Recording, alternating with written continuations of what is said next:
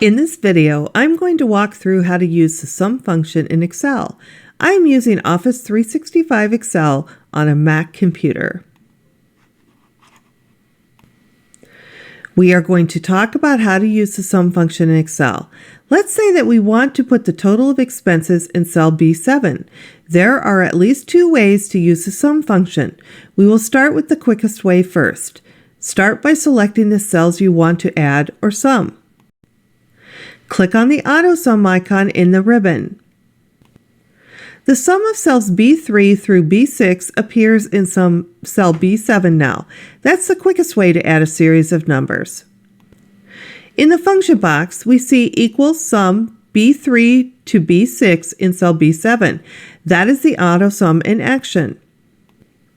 Now let's look at it another way to use the sum function. Click in cell B7.